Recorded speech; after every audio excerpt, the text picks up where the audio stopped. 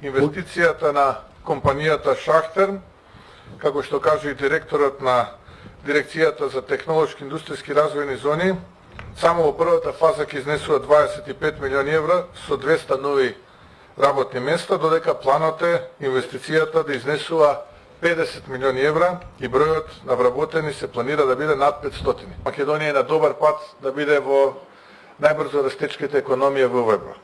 Тие са во моментов имаме 800 вработени во 3 фабрики. Мојата компанија е извозно ориентирана, дека јас немам тука пазар и дека сакам да ги извезувам моите производи 100% и да направам, да придонесам Македонија да добие девизи.